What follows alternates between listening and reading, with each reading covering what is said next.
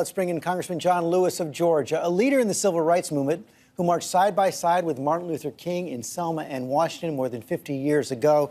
Congressman Lewis, thank you for joining us this morning. Let me just start out by asking you, how do you square the president's speech about Martin Luther King on Friday with those comments he made behind closed doors on Thursday? George, I don't think there's any way that you can square what the president said with the words of Martin Luther King Jr.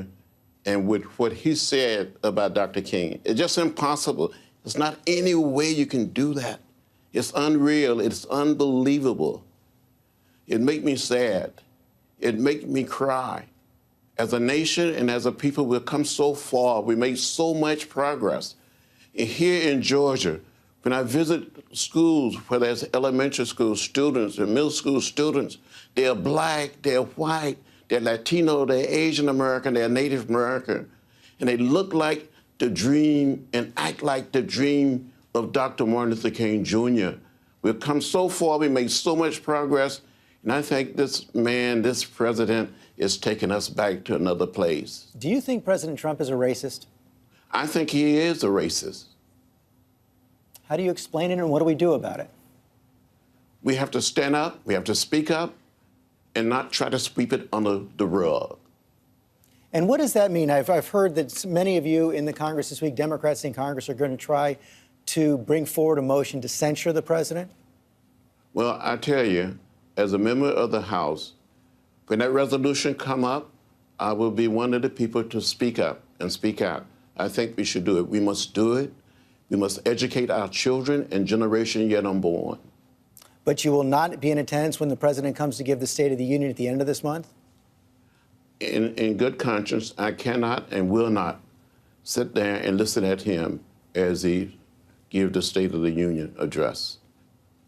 The president is up and tweeting this morning because, of course, this all came up in the context of negotiations on immigration reform and how to protect those dreamers, those young people under the DACA program now in the United States. And the president is tweeting this morning saying DACA is probably dead because the Democrats don't really want it. They just want to talk and take desperately needed money away from our military. Are you worried that these children, young people in the DACA program are going to pay the price for what happened here and the Democrats will be blamed for it?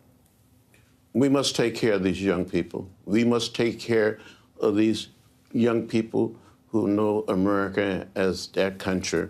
It is the only country they know. It's not fair, it's not right, and it's not just to do otherwise. But it seems like we're much farther away from a deal right now.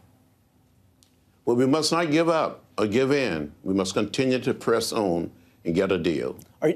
Are you going to demand that this DACA protections be included before you'll approve any extension of government funding? Well, I, for one, will not vote for government funding until we get a deal on DACA.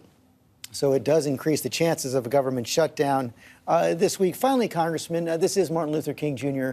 weekend. Of course, we honor his memory tomorrow. What do you believe that Martin Luther King would be preaching this Sunday if he were still alive? If Dr. Martin Luther King Jr. was still alive, he would be speaking the idea that we are one people, we're one family, we all live in the same house, not just the American house or the world house, that we must learn to live together as brothers and sisters. If not, we will perish as fools. Congressman Lewis, thanks for your time this morning.